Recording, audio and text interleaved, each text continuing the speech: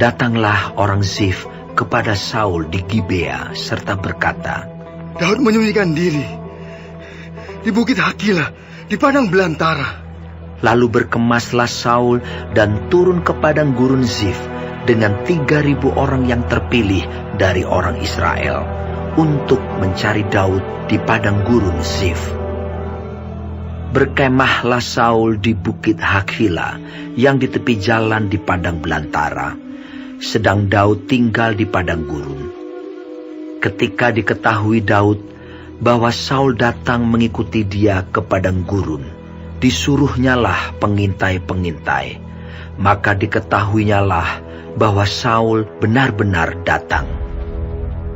Berkemaslah Daud, lalu sampai ke tempat Saul berkemah.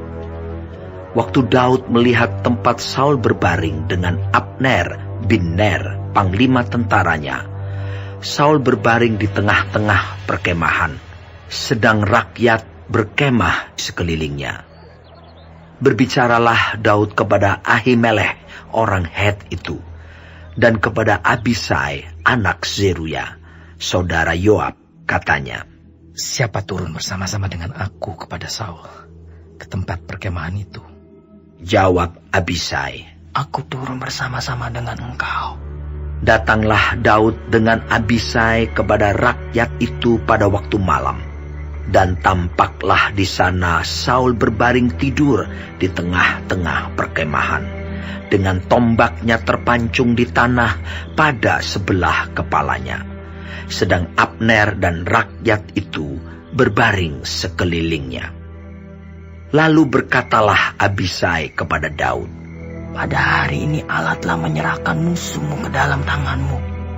Oleh sebab itu izinkanlah kiranya aku menancapkan dia ke tanah dengan tombak ini, dengan satu tikaman saja. Tidak usah dia kutancapkan 2 kali.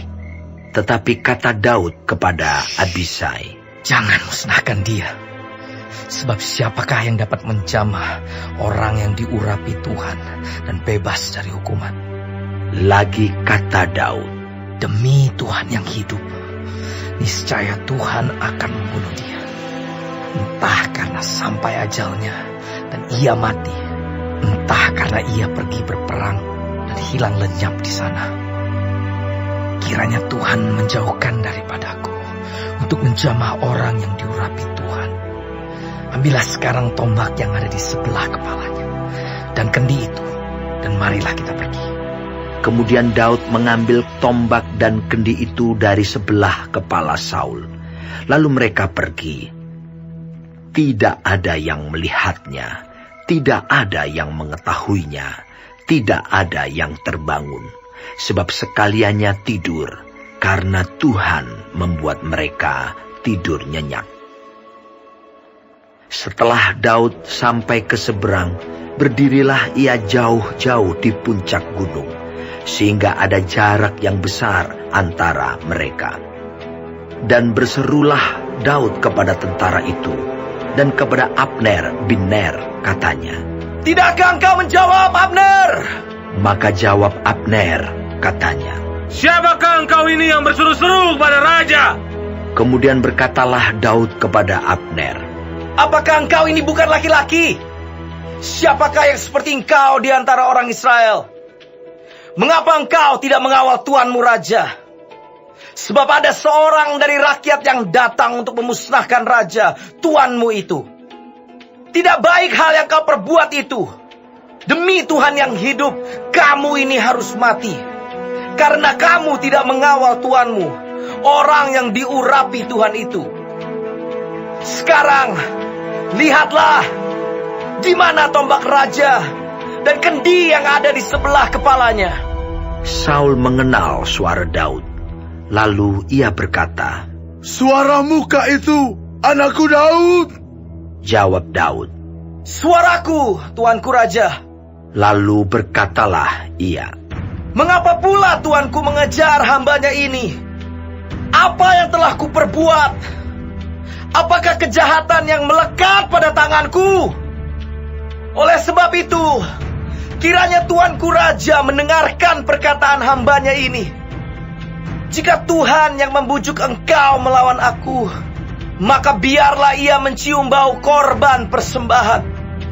Tetapi jika itu anak-anak manusia, terkutuklah mereka di hadapan Tuhan, karena mereka sekarang mengusir aku, sehingga aku tidak mendapat bagian daripada milik Tuhan, dengan berkata, pergilah, beribadahlah kepada Allah lain.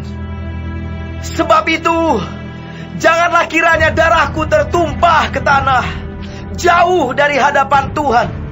Sebab Raja Israel keluar untuk mencabut nyawaku, seperti orang memburu seekor ayam hutan di gunung-gunung. Lalu berkatalah Saul, Aku telah berbuat dosa. Pulanglah anakku Daud, sebab aku tidak akan berbuat jahat lagi kepadamu, karena nyawaku pada hari ini berharga di matamu. Sesungguhnya perbuatanku itu bodoh, dan aku sesat sama sekali. tetapi Daud menjawab, Inilah tombak itu, ya Tuanku Raja. Baiklah salah seorang dari orang-orangmu menyeberang untuk mengambilnya. Tuhan akan membalas kebenaran dan kesetiaan setiap orang. Sebab Tuhan menyerahkan engkau pada hari ini ke dalam tanganku. Tetapi aku tidak mau menjamah orang yang diurapi Tuhan. Dan sesungguhnya, seperti nyawamu pada hari ini berharga di mataku, demikianlah hendaknya nyawaku berharga di mata Tuhan. Dan hendaknya ia melepaskan aku dari segala kesusahan. Lalu berkatalah Saul kepada Daud, Diberkatilah kiranya engkau, anakku Daud. Apa jua pun yang kau perbuat, pastilah engkau sanggup melakukannya. Lalu pergilah Daud meneruskan perjalanannya, dan pulanglah Saul ke tempatnya.